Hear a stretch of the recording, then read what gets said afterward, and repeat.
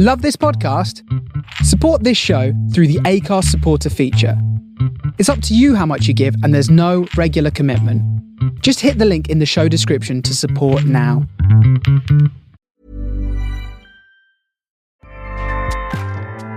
Acast powers the world's best podcasts. Here's a show that we recommend.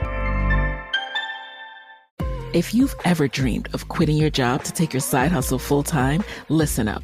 This is Nicaila Matthews-Okome, host of Side Hustle Pro, a podcast that helps you build and grow from passion project to profitable business. Every week, you'll hear from guests just like you who wanted to start a business on the side. If you can't run a side hustle, you can't run a business. They share real tips. And so I started connecting with all these people on LinkedIn, and I saw Target Supplier Diversity was having office hours. Real advice. Procrastination is the easiest form of resistance. And the actual strategies they use to turn their side hustle into their main hustle. Getting back in touch with your tangible cash and sitting down and learning to give your money a job, like it changes something. Check out Side Hustle Pro every week on your favorite podcast app and YouTube. Acast helps creators launch, grow, and monetize their podcasts everywhere. Acast.com.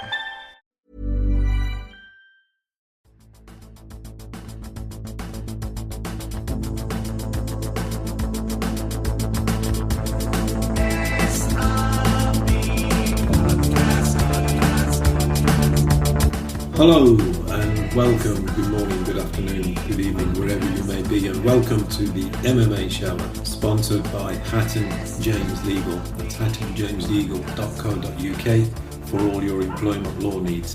In this month's podcast, we shall preview UFC 319, that's UFC 319, Du Plessis versus Chimaev, the middleweight world championship, UFC championship.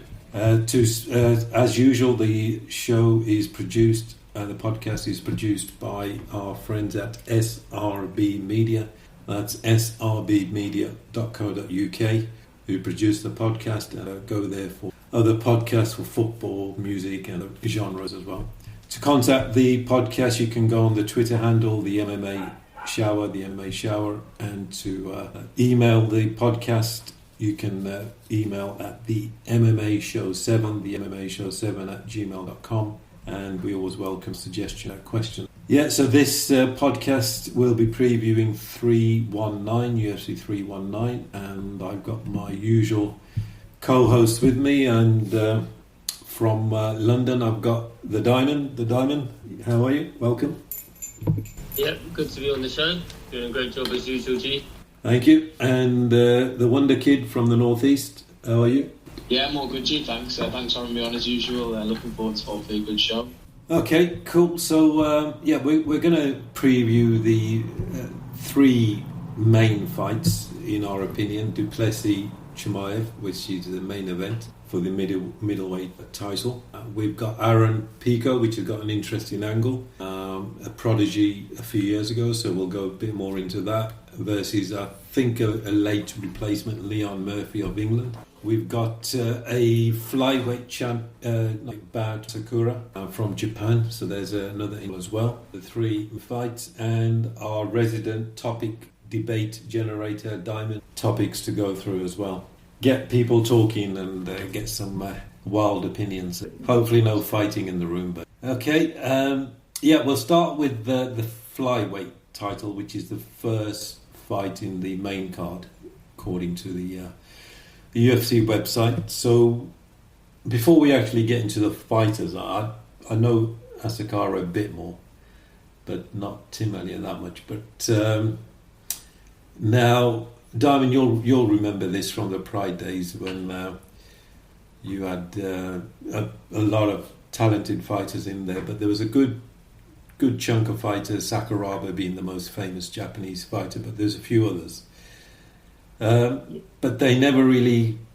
Sakuraba had like one official fight, but there was the guy that fought Demetrius Johnson, but he got flying armbar in the last second. I can't remember his name. Probably he's the best. He got to a title fight.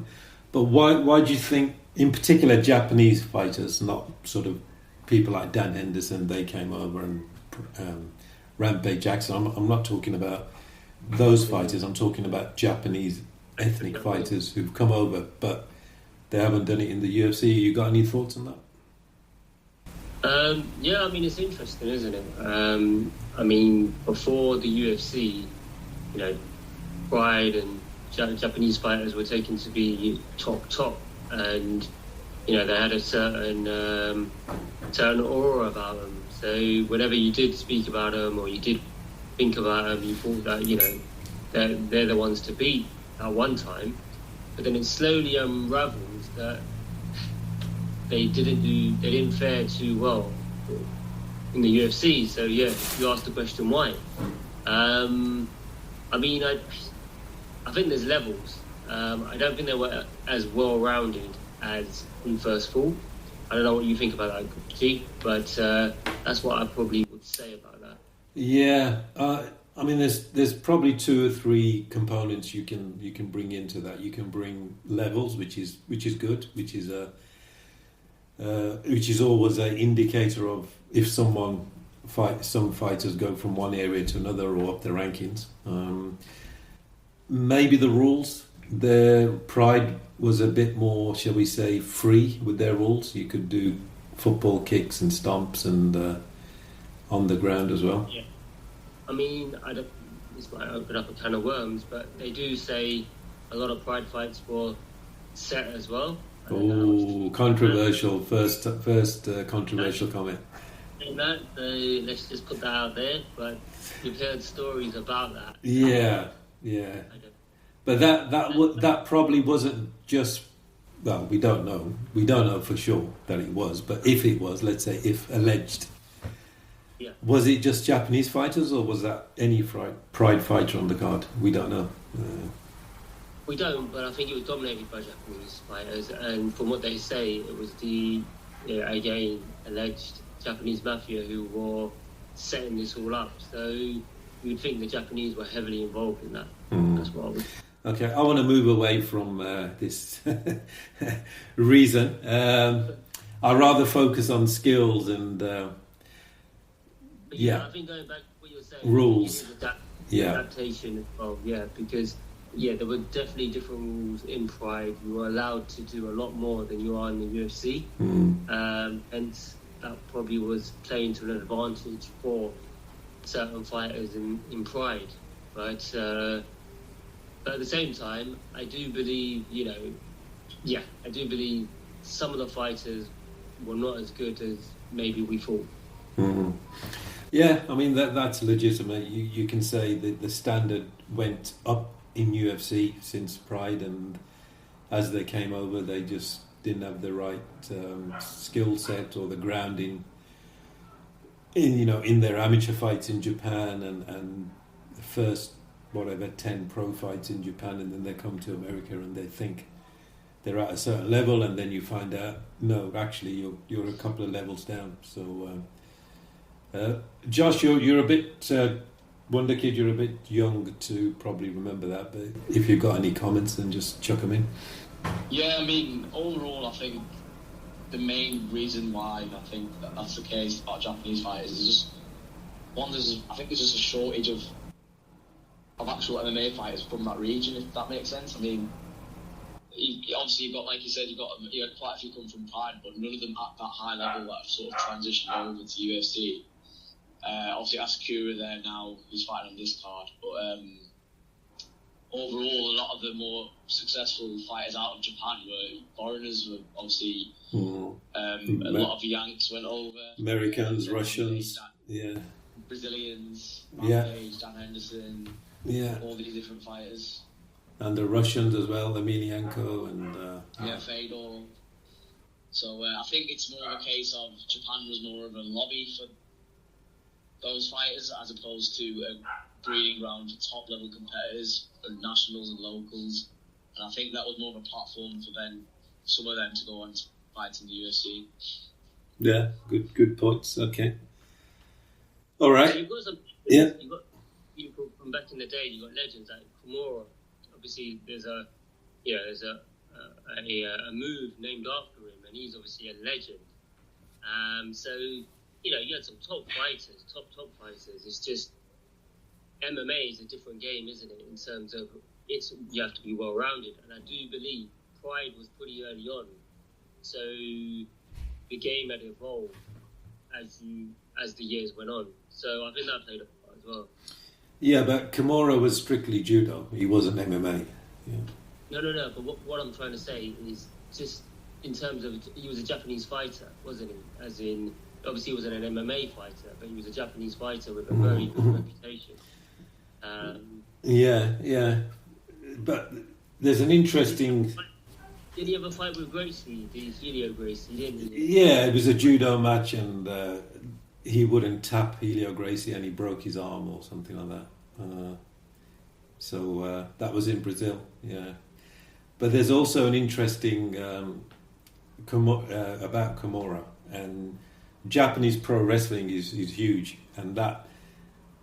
So the MMA, Japanese MMA, sort of was born out of pro wrestling, where they used to have shoot matches where you could do some real fighting, but it was still predetermined, which is what Diamond was sort of saying in Pride.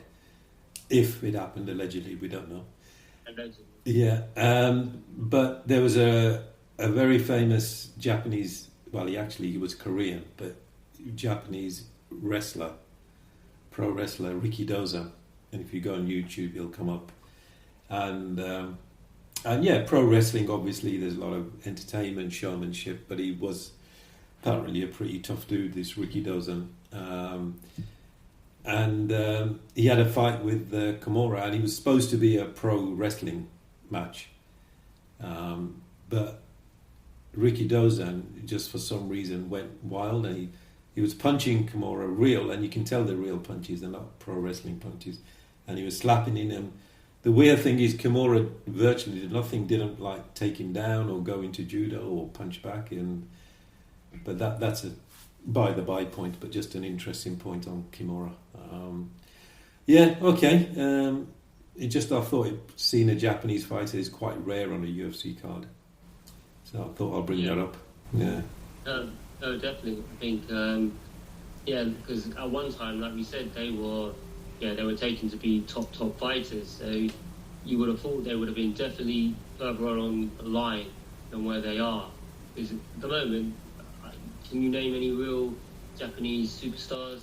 Unless you watch Rising, unless you watch specifically their cards, no, yeah. No, exactly. There you go, on a global scale. But yeah, that's what I would say with that. But the other point about Japanese fighters was the martial arts lineage. So you've got Jiu-Jitsu, spelt with a J-U, which indicates Japanese Jiu-Jitsu, which effectively is MMA because it covers everything: throws, locks, ground game, kicks, punches. So you've got that. Then you've got Judo, which came out of Jiu-Jitsu, just the throwing part. And then you've got the Brazilian Jiu-Jitsu, which apparently is very different from Jiu-Jitsu, but it's not really. There's only certain ways you can do an armbar, get into an armbar, get out of an armbar. The Kimura lock, that in wrestling that's called the chicken wing. And in Jiu-Jitsu, I can't remember the name, but it's got another name. So it's not... The Brazilians couldn't name that lock, so they just called it Kimura. So that's where it comes from. But yeah, what I'm saying is there's a lot of lineage martial arts and MMA martial arts, what we would call MMA martial arts. But I suppose MMA, to bring it all together, is still different than doing one martial art, which is what's been proven.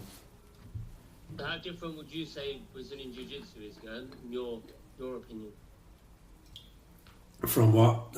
Compared to what? Well, compared to Jiu-Jitsu. Oh, the original Jiu-Jitsu, yeah. OG.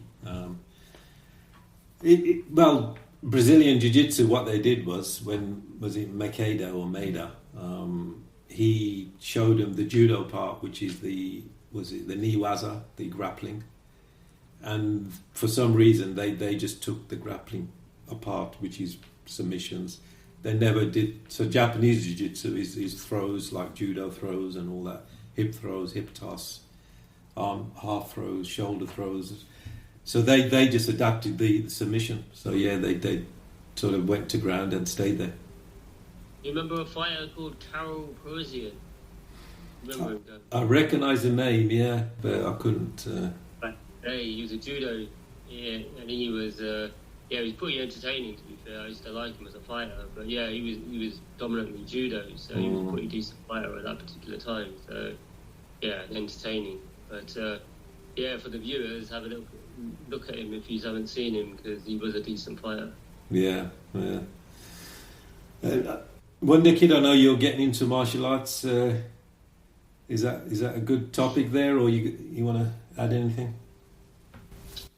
Yeah, I think going back to what you said there, G, I think it's more a case of, I mean, Japan obviously has a rich, like you were saying, of cultural history when it comes to MMA, martial arts, I should say. But I think overall, I think it's about the practicability of their style of martial arts. I think it's a case of, when you look how MMA's came, especially how far it's modernised and advanced now, especially the level of athleticism and sort of how advanced the sport has become, and how sort of demanding and almost robotic in some senses, some might say now. But I think that's sort of transcends, if that makes sense. Sort of, there's a disparity between that and modern mixed martial arts, in the sense that it's a completely different ball game. I think it's not their focus on in their martial arts isn't about what's the most efficient way I can do something, what's the best way to do something, as it would be in MMA. I think it's a lot of it is technique based, and a lot of it's I don't want to say far fetched, because it's obviously silly to say, because it's obviously not the case. But I think in comparison to techniques that you see now, and a lot of sort of how the game goes now, it's sort of maybe less practicable is the best way to put it. Yeah, no, that's a fair point. There's been a debate, and UFC in the last 20-30 years pride, they brought that to the fore, was doing a kata, how effective is doing a kata, which is a series of pretend moves. But all right, no, good point, Wonder Kid. Any last points from you, Diamond, before we move on? No, just that, talking of pride, just generally, it was very, very entertaining to watch, and a big part of that was a lot of Japanese fighters. So yeah, I don't want to knock them too much, because they did provide some good entertainment, and I think they did provide a platform for other fighters, coming along, because you got to remember that was the early days. So yeah, you got to give them credit as well. Yeah, good point. Okay, so Asakura versus Elliot. Wonder Kid, any thoughts on that? Yeah, I think it's an interesting one. Obviously, Asakura's, I think he's only had, is it the 2 fights in the UFC? I think so, yeah. Obviously, he fought for the title in his first fight, but sort of, there was big question marks from the transition to MMA, but obviously it's a different sport. He's known for his K1, it's his striking ability, that's his main prowess. But there's no denying he's a knockout artist. I mean, I think I was looking at his record earlier. I think 13 knockouts, I think. Yeah, something like that. So he's a knockout artist for sure. I think I can see this fight. I can see a repeat of. I don't know if you've seen the. I think it was Saki knockout. He pretty much chiseled his face off. I think it was I want to say it was an uppercut, and he broke half of his jaw just from really what was a crushing blow. And I think going into someone, I think it's against Elliott. I think he's, if I'm not mistaken, he's been inactive recently as well. So I think it's the chance for Asakura to sort of show his prowess that hasn't really displayed as much as people thought he might have done. I think it's certainly a good matchup against someone who hasn't fought in a while, to go out there and show what he's capable of, especially on the sort of finishing side and striking side of things. Yeah, that's a good rundown. Diamond, any thoughts from you? Yeah, I would think Asakura should win this one. To be fair, similar to what Josh is saying, it's an opportunity for him, I believe, to make a statement win. And if you look at the odds, he's 10-3 on, so they believe he's gonna win pretty easily. But yeah, I definitely think this is all set up for him to propel himself. So yeah, I would expect him to win. Okay, yeah, I pretty much agree with both you guys, and I think the odds makers, and thank you, Diamond, for keeping the bookie thing going. So yeah, I agree that Sakura is probably going to get this one, and by probably a KO, which will probably put him back in the title. Not getting a title fight, but maybe 1 or 2 wins away. Okay, so the next fight is Michael Page versus Gerard Cannonier. So yeah, Michael Page, long-time Bellator fighter. I think he's had 2 or 3 fights in the UFC. He last fight was the Machado Gary, and Gerard Cannonier was very close. Did he have a title fight, Cannonier? Cannonier. Yeah, he did. So he did have a title fight, but yeah. So interesting one. This the Page is entertaining. He hasn't done the same in UFC, and this could be Diamond's point earlier about levels in Bellator. He was knocking people out with his fingertips, it looked like it, and some crazy bone crunching, reshaping of people's faces with his knees. Yeah. Remember that knee versus Cyborg? Yeah, that's the one that I was thinking of. And that was sickening and good to watch at the same time, which is a bit weird. But fractured his skull, didn't he? If you look at the X-ray, it shows his skull is shattered. That's insane. That's the sport. Yeah. So, Diamond, to you, Cannonier versus Page. Give us a rundown on both fighters. Yeah. So, I mean, it should be an interesting fight, like you said about Venom Page. I think he's unorthodox, he's flashy, and he's hard to read. So, I do like his style because he's entertaining. I used to think he was a bit too cocky, if I'm honest with you, but at the same time, yeah, he is a decent fighter. What I would say about Gerard is, I mean, he's I would say he's got powerful striking. I think he's got decent leg kicks, but he does get tagged a lot. So it'd be interesting to see how he deals with it, because Venom Page is a very good striker. So I do believe if he gets tagged, we'll have to see what he does in terms of how he recovers. So yeah, we'll see what happens with that. Okay, Diamond. Wonder Kid. Yeah, I think it's an interesting one. Obviously, going back to Cannonier, like I said, he's fought for the title before. He's probably not at the level he once was in terms of being in and around the top contender. I think we get back goals, as I was saying, and obviously you've seen Michael Venom Page's ability to sort of neutralise sort of anti-wrestling, despite the fact, like I said, like your Diamond said, an orthodox stance. He's karate orientated. He stands side on. He doesn't stand traditional MMA with hips sort of low to the ground, with weight sort of away from his front foot, lead leg, or sort of on your back legs for any sprawl. He just sort of stands karate stance, sticks to his guns, and it works for him. He fought obviously that Sharad Boots in his last fight, who everyone was sort of ranting and raving about. And I won't say it made it look easy, but it sort of, you could see it was sort of another class that he had to go, that Sharad Boots had to go to get to that sort of level. And I think it'll be interesting to see how we deal with Cannonier's wrestling. But I think overall he should be able to get the job done just fine.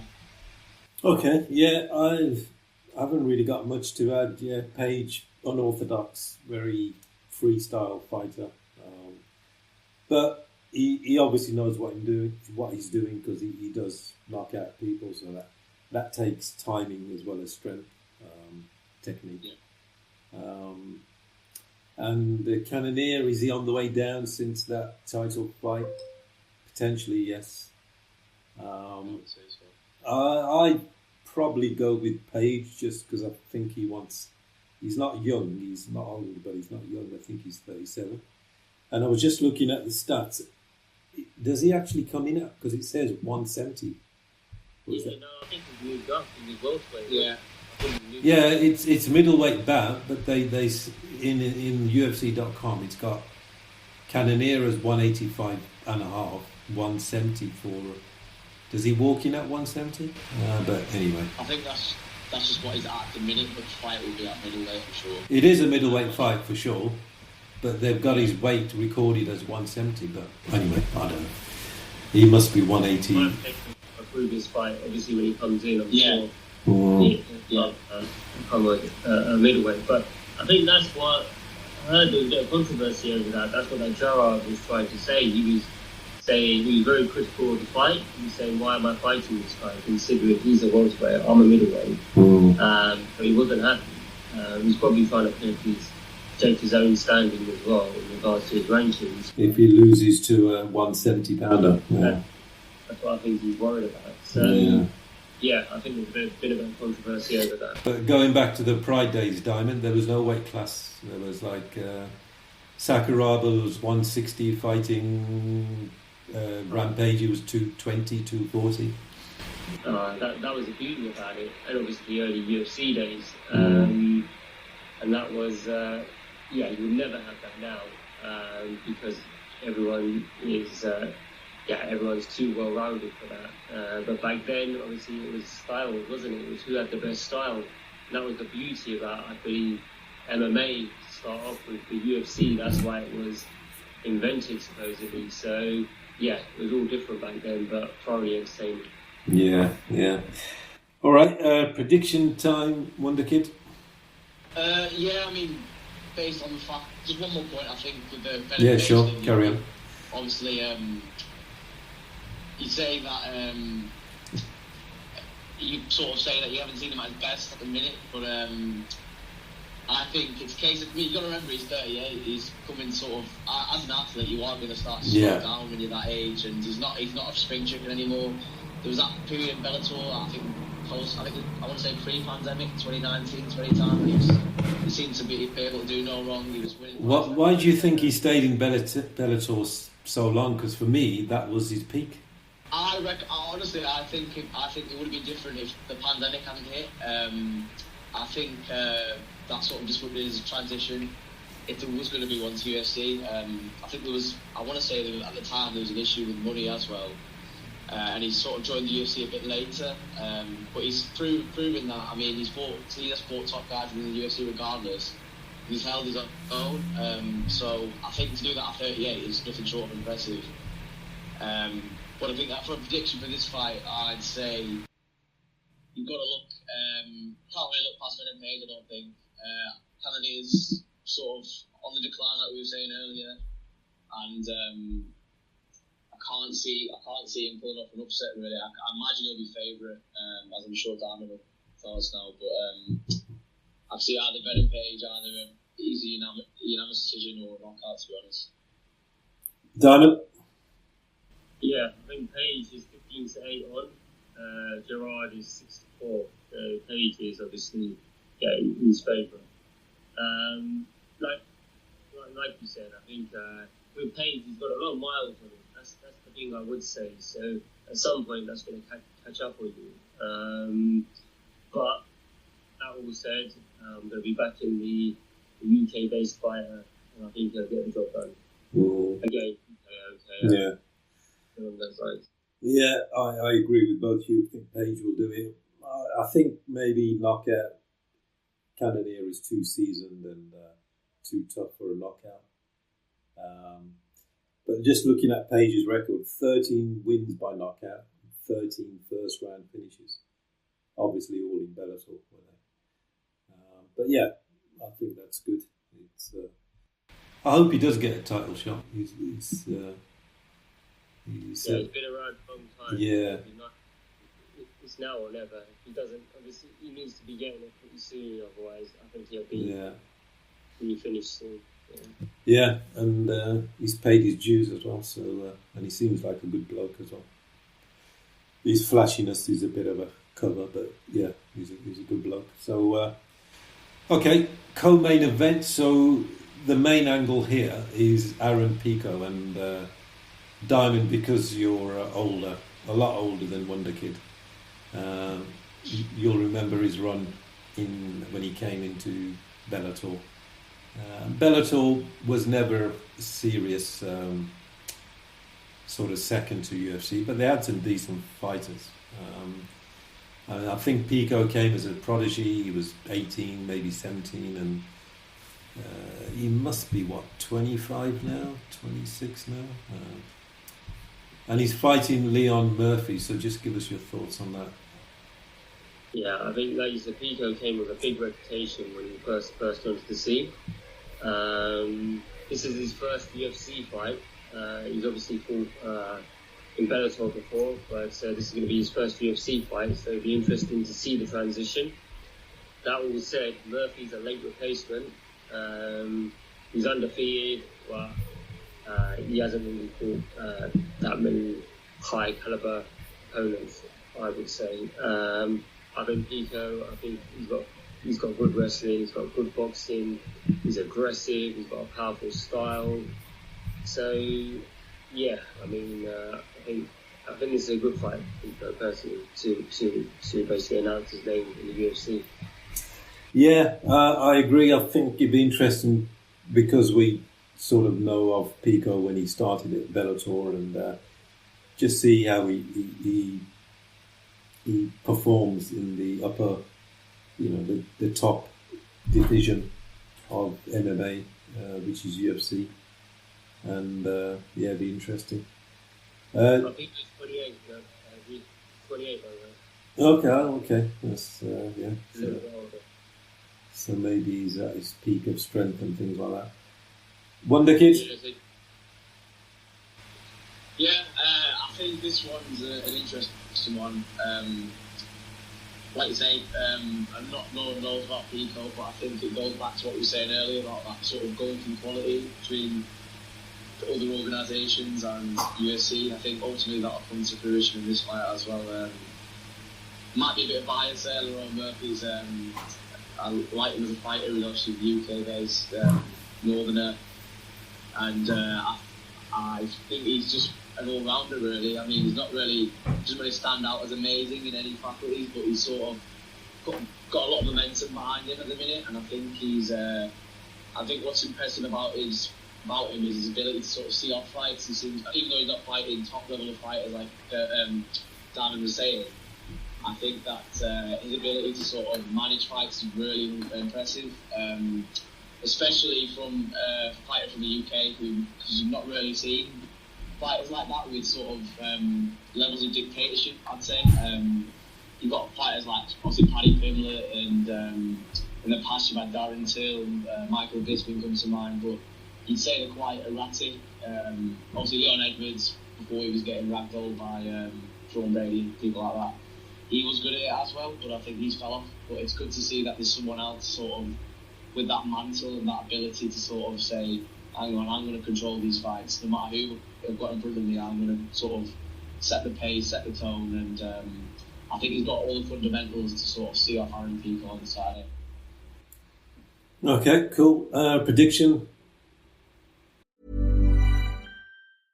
This summer, Instacart is bringing back your favorites from 1999 with prices from 1999. That means 90s prices on juice pouches that ought to be respected, 90s prices on box mac and cheese, and 90s prices on ham, cheese, and cracker lunches. Enjoy all those throwbacks and more at throwback prices, only through Instacart. $4.72 maximum discount per $10 of eligible items. Limit one offer per order. Expires September 5th while supplies last. Discount based on CPI comparison. I'm going for Pico. Yeah. In terms of the odds, couldn't find the odds in this one, to be fair. I think because it's a late replacement, but I believe Pico's favourite. I'll be backing him to get the job done. Just on Murphy, he's undefeated, so he's got that and it's a big opportunity for him. I mean, if he comes out with a victory from this, then all of a sudden, he's on the up. Very much. I see Pico getting the job done. Wonder Kid? Probably the same. No, you're going Murphy UK I'm going to go the reverse. for the English fighter. The boy from Mali. I'm going to say Murphy get the job done. I think Pico will just sort of come short. I think it'll be a decision. I think it'll go in the distance, but I think ultimately it'll be Murphy's getting his hand raised at the end.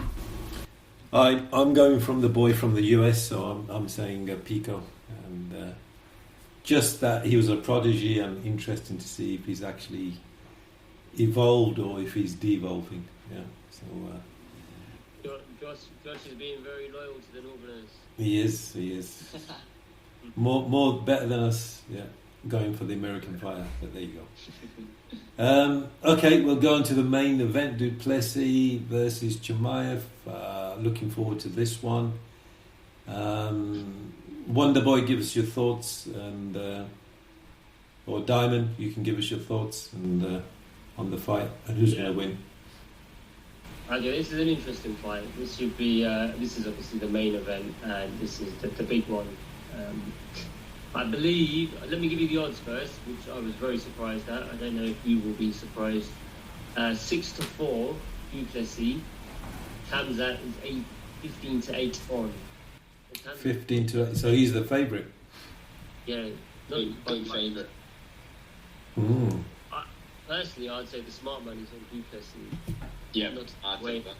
Or anything, but yeah, I mean, I was pretty surprised with those odds.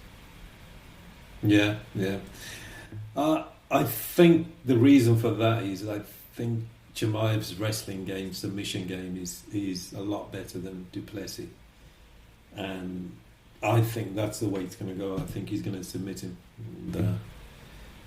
But backing Khamzat. Yeah. Me personally, I'm not on the Khamzat hype train. It might be controversial, but I've never been on the Khamzat hype train. You tell me the performance where you believe he's told you that he's that good. All of them, yeah. Well, Gilbert Burns. Yeah. Waiting for submission. Yeah. Round one. Gilbert Burns is a top contender. Just because he had a war with him doesn't mean he's not a... that was stupid tactics, probably. He could have finished him on the ground. What, against Burns? Yeah. That was an ego war for Khamzat. You could argue he lost that fight, yes? No. You don't think so? No. It was close, but I wouldn't say he lost it. Okay, a draw then. Okay, maybe a draw, maybe. But what I'm saying is, he was just fighting with his ego, and he has got that. He could have not easily, because Gilbert. He did say that, I could fight with my ego, and I could win a fight in theory, but you can't make an assumption. You just have to see what he actually did. And against Burns, I wasn't impressed, to be honest with you. Yeah, but he's had more fights than just Burns. He's had 7 fights, has he, or 8 in the UFC now? Round 1 submission against Whitaker. Yeah. He did, but that's an aging Whitaker, number one. No, that was a few fights ago. That was last year, I think. Yeah. But don't forget, Whitaker's a Commonwealth wrestler, so to get him to the ground is not easy. Romero couldn't do it. Olympic level. Yeah, Romero couldn't take him to the ground, could he? Yeah. So, I don't believe Khamzat is a hype. I think he's, first, when he burst onto the scene during COVID in the Abu Dhabi, when you think he had 2 fights in 10 days, when they were on Yaz Island. And he fought welterweight, then a week later, middleweight. And obviously he's now settled for middleweight. But give us your thoughts on that, Wonder Kid. I think it's a funny one. I think Chimaev's a funny case. Like Darren was saying, there's obviously a massive fight train surrounding him. And I think I'm halfway house here. I don't quite agree in saying that it's unwarranted, but at the same time, I do think there's sort of holes in the argument, if you will. I think that there's certainly holes in Chimaev's game.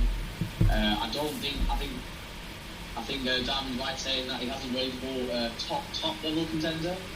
Obviously, Whitaker's probably the most formidable win. That was an age, and Robert Whitaker definitely wasn't at his peak. But he fought Usman before Whittaker. Which he did, but I think also that was Usman after that Leon Edwards fight, wasn't it? The second one, I think. Yeah. With about a week's notice as well, which is true. But I think that's, I think the smart money is definitely on Du Plessis here. I think the fact that Chimaev is such a big favourite is a bit silly. I don't think it's going to be a case of Chimaev just coming in and mauling him.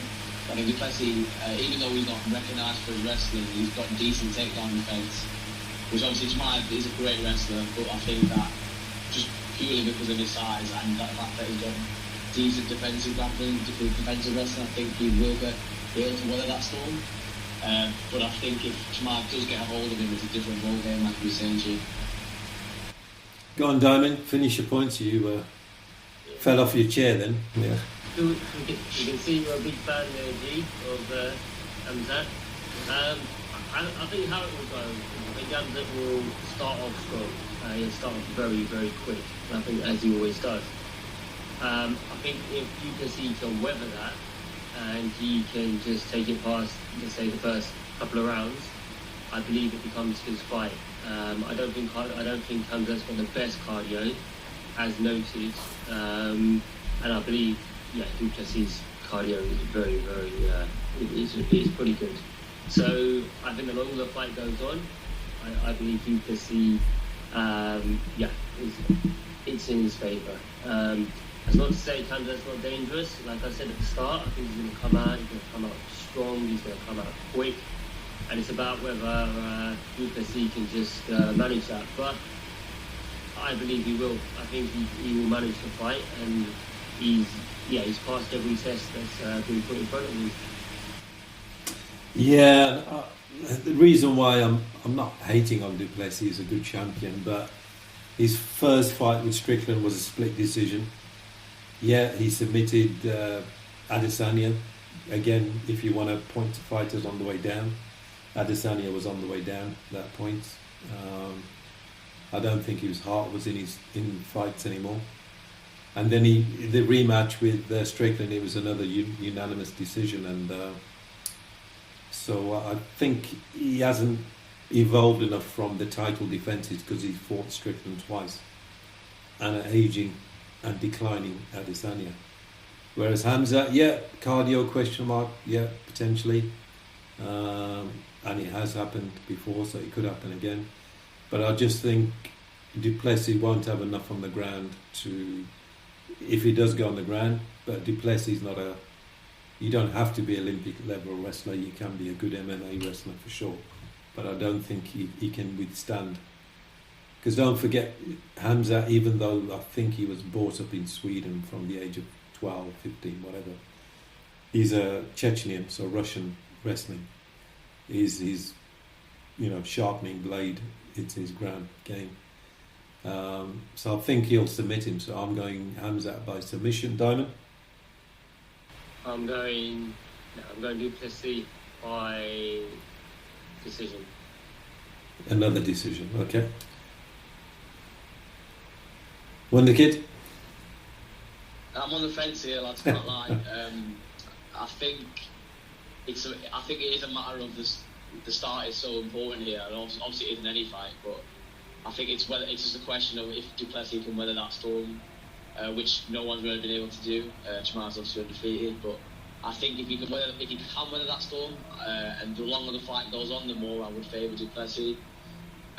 So I think if it went the distance, I'd say it'd be Dricus, but if the fight gets stopped, it'll be Chimaev 100%. What makes you think Du Plessis could stuff the takedowns of Khamzat? For me, I think it's about size. I don't think Chimaev's ever fought anyone that with that stature, and someone who's sort of with that experience as well, fighting against top level fighters, who's fought against top level fighters. Obviously, his level of opponent hasn't been as high as Du Plessis' fought, and there's no disputing that.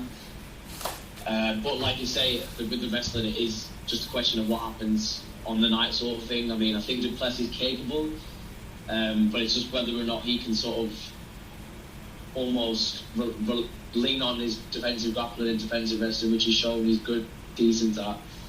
but whether or not he can withstand against someone with the capabilities of Chimaev, who obviously MMA wrestling, there's not really many.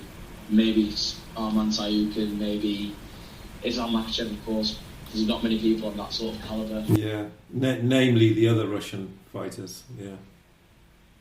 Yeah. So, you know, just going back to Khamzat. So, you know the Gilbert Burns fight. I mean, you're not going to let that go, are you? No, but what do you make of it? Do you think it was because he was drained? No, I'm just trying to say, because that was at a different weight. That's what you've got to remember. Do you think this is his more preferred weight at his middleweight? His fighting weight. Yeah, because if you don't have to cut weight as aggressively as you do before, naturally you'll be fuller and happier and less drained than cutting. I don't know what he cuts, 20, 30 pounds maybe, 3 stone. Now he's maybe cutting 1 stone, 14 pounds. 1.5 stones, 20 pounds. Yeah, I think that makes a huge difference to most fighters. Yeah, I think Khamzat needs to still impress me. That's pretty obvious. We'll move on. But yeah, anyway, we'll see, isn't it? We've got the predictions, so we'll see what happens. We've got them recorded, so we shall see. We'll revisit this one. Okay, no, that's good. So that's the card covered. Diamond, you wanted to throw another controversial topic out there. You've already offended the Yakuza and the nation of Japan. Carry on. The nation of Russia.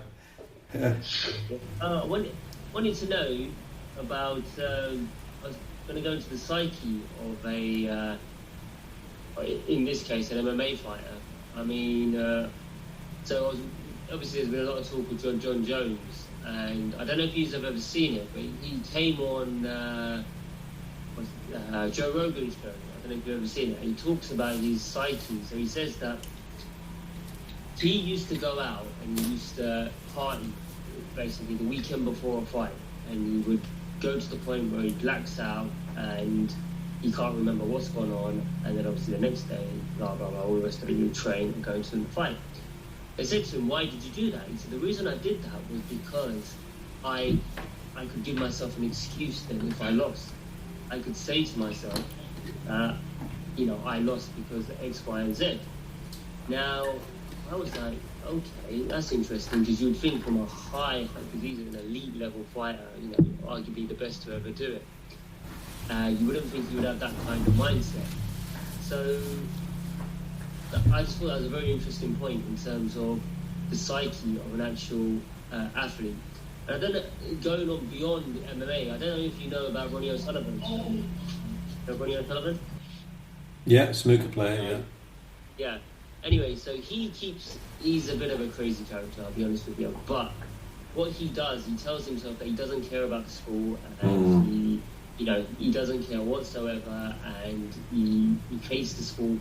But again, it's the same psyche. It's so he can say to himself, if I lose, that's the reason I lost. But you wouldn't expect that from a high, I wouldn't have expected it from a high level athlete. So I just wanted to know what your thoughts were on it. Okay, good angle, good point. So, Wonder Kid as the real fighter amongst us, I'll let you take the position there. I think it's interesting that Diamond brings it to the table. Obviously it's a bit. He said it quite a while ago, but even though despite that, is obviously still relevant at the moment, whether it's the right or the wrong reasons. But I think personally, I think it's quite refreshing. The reason I say that is, well, for one, I think it's because sport nowadays is. I think a lot of sport has lost sort of its, not to get too deep, but it's lost its sort of soul, I'd say, lost a lot of its sort of flair, especially maybe not so much martial arts, but other sports certainly.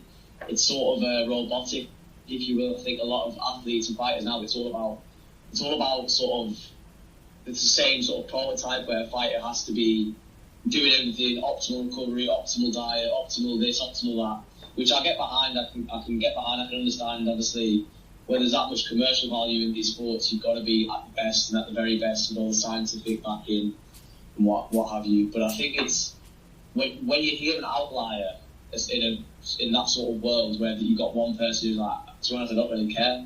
I don't really care about optimal recovery. I don't care about this. I don't care about that. I don't care about doing all the sort of groundwork to get into that level.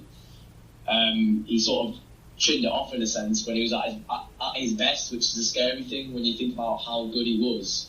John Jones, you think about the levels he was at and the level of caliber opponent he was fighting. He's fighting people like Rashad Evans, Rampage Jackson, Lyoto Machida. You got all these top level guys, Gustafsson, which I think he was referring to in that specific quote, that he basically went on a bender, doing drugs, all sorts, and then he goes into the fight and puts on an absolute clinic. So I think it is an interesting point, but I think it's a psychological thing. Josh, do you think there's less characters in the game, as in all sports, opposed to definitely. I think it's almost sort of a robotic thing, and that's why I say it's almost refreshing. But at the same time, I think you've got to understand why that's the case and why things are so robotic and so sort of optimised and what have you. But if you look at someone like G, I know you used to be a football fan. You look at someone like Ronaldinho, top skilled player, probably most skilled player of all time, and he used to go out on basically on the piss every other night.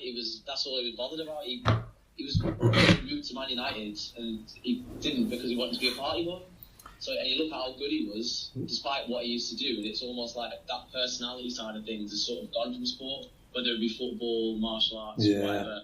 And obviously the consequences are a bit different. Yeah, that Brazilian analogy is a good one, but I think his nationality is important, being Brazilian, because they have that party-going samba, carnival, what do they call it, Mardi Gras. It's on from January to February, so two-month party tells you everything. And Diamond might remember this, but I'm not sure how much of a football fan he is. In Serie A, in the Italian top league, there used to be Adriano, there used to be even Ronaldo maybe as well, the original Ronaldo, not the fake one. Number 9, the genius, not the prima donna. But anyway, there was a number of Brazilians and Inter Milan, like you said, Adriano, R9, yeah, and they in Italian league, in Serie A and Primera League, these Liga, Spanish league, they have a month off from mid-December to mid-January. But anyway, fast forward, Adriano, I'm not sure if the original number 9, but a few Brazilians didn't come back till March because they went home to Brazil. Maybe had a few drinks and God knows what else. And the Italians couldn't get them back for 8 weeks. Mardi Gras was a bit more tempting than kicking a ball. Sorry, Diamond, go carry on. They just had to deal with it, so yeah. Yeah, but Diamond, good point. I don't know. John Jones is a freak in many ways. I'm going to let you fill in the dots, Diamond, but I'm not. He's just a freak athlete. Another quote, I don't know if you've ever seen it, about Dominic Reyes. He says, I'm in the Dominic Reyes fight, and I thought to myself, it's not my day. It's just not my day. I've got to accept it. But you would think from a top-level fighter like that, you would think there's no way you would have that mindset. He said, then I thought to myself, obviously, no, I can't do this. And then he went on to win the fight. But the point I'm trying to make is he doubts himself a lot. But he's still regarded as the best ever MMA fighter to do it. So the guy is just, because the mental side, Josh, you'll know this. What percentage would you say the mental side plays in the sport? Obviously, I can't testify to that level, but I think that level of competition. But when you're competing, just generally speaking, I think it is quite big. The main thing is making sure, not really necessarily that you've got everything honed in, it's just making sure that you're sort of in control of your thoughts. You don't let things get spiral out of control, and the main thing being is keep composure, maintain a cool head. I think I wasn't nervous. a nervous competitor. I think it's more a case of just being able to maintain, sort of keep your level head and not get erratic at all. And obviously it is a massive aspect, especially nowadays, when you've got things like sports psychology, sports therapists, where players and athletes and in whatever sport will sort of hire people just for that aspect of the game. So it's obviously massive. But going back to what you said about John Jones, I think it's just shows how remarkable of an athlete he was, like G was saying, and how much of a freak in nature and how highly skilled he was to be able to sort of almost chin that side off of things, and that mental aspect and that control that a lot of people need. Like you look at other top level fighters like George St. Pierre, one of the early ones to sort of talk about spiritual side of things and mental side of fighting, and being sort of having everything in control on his side.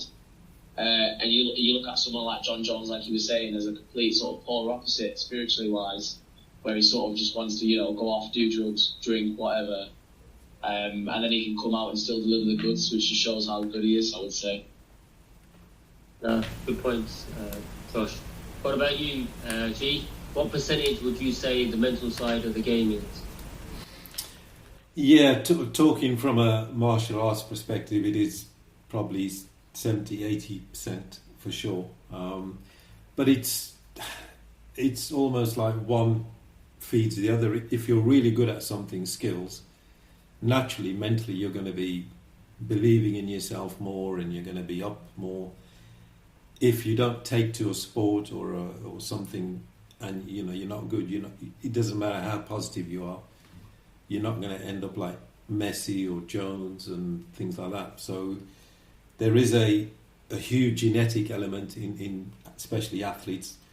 Sprinters are born, things like that, yeah. So and is the mental trait genetic as well? Because you get, on the spectrum of intelligence, you get morons on one end and you get geniuses at the other end. So we think we all know geniuses are born. With all this studying in the world, I couldn't be a genius, speaking for myself, but young, kids are spotted at 6 and they can do certain tests and go to university at 14 or 15. So genetic is huge, I think. But yeah, so the mental aspect is massive, but I think it's fed by your belief, or when your talent is coming through training, through competition, and you win. And the other thing about prize fighting, which is what I think Wonder Kid was saying, that there was, especially years ago, that martial arts shouldn't be fought for prize money. I'm talking about purist martial arts in China and Japan, and when, interesting side note, when Bruce Lee came in the 60s to America, and he was obviously promoting Kung Fu and got into the movies, apparently, I don't know if this is true, some of the old grandmasters wanted to beat him up pretty bad because they knew what would happen when martial arts gets to the West and America, and we can see now we have mixed martial arts and prize money. Some people believe that's how he died, because they say he was giving away too much to the West. Conspiracy theory again, but that's one of the theories.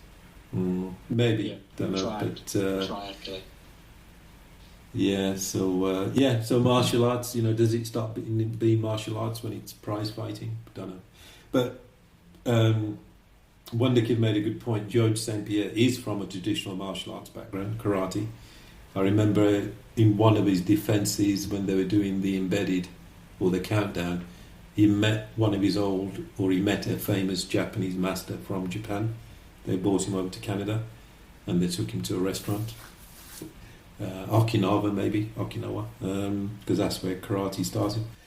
But Jones, no martial arts background, high school wrestling, blah, blah, blah. So is that the factor? Don't know.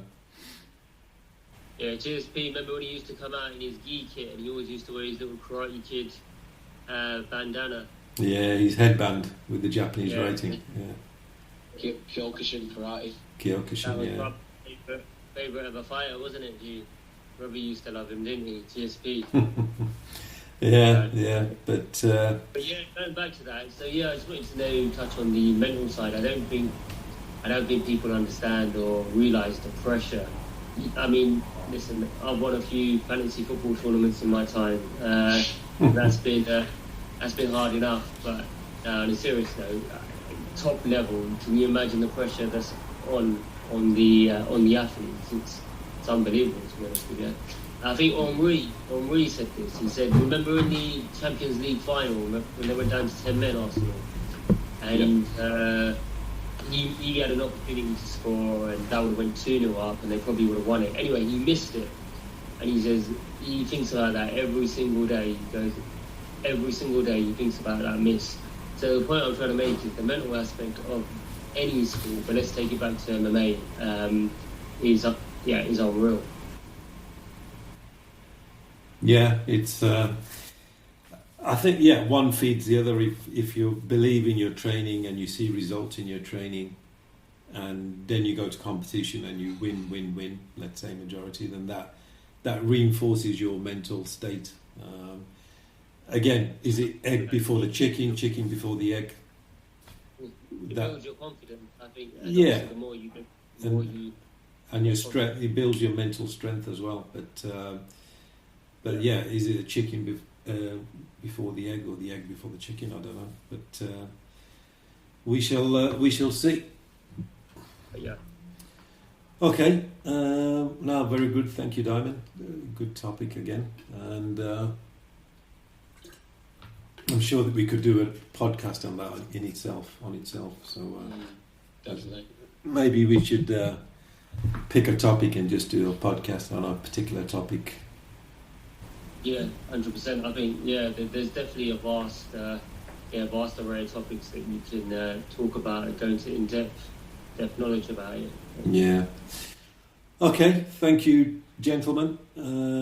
So this has been UFC 319 preview, du Plessis versus Chimaev.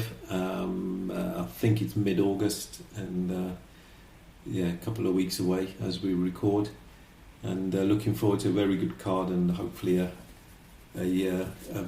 very, very entertaining and amazing main event as well. So thank you, Diamond. Okay, just hope Khamzat doesn't pull out. That's all as well. So yeah, we'll see. That sounds like you hope he does pull out to prove your point. But anyway, Wonder Kid.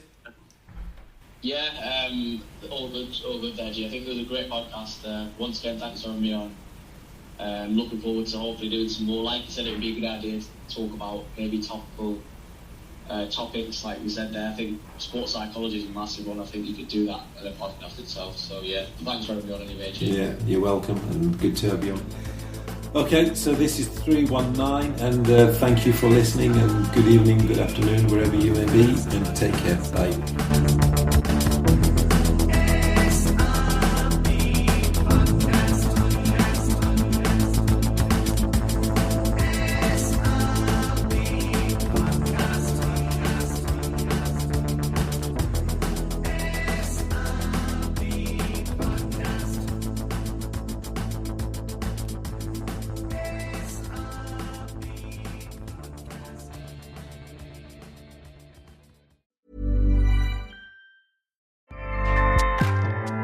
Acast powers the world's best podcasts. Here's a show that we recommend. If you've ever dreamed of quitting your job to take your side hustle full-time, listen up. This is Nikayla Matthews-Okome, host of Side Hustle Pro, a podcast that helps you build and grow from passion project to profitable business. Every week, you'll hear from guests just like you who wanted to start a business on the side. If you can't run a side hustle, you can't run a business. They share real tips. And so I started connecting with all these people on LinkedIn, and I saw Target Supplier Diversity was having office hours. Real advice. Procrastination is the easiest form of resistance. And the actual strategies they use to turn their side hustle into their main hustle. Getting back in touch with your tangible cash and sitting down and learning to give your money a job, like it changes something. Check out Side Hustle Pro every week on your favorite podcast app and YouTube. Acast helps creators launch, grow, and monetize their podcasts everywhere. Acast.com.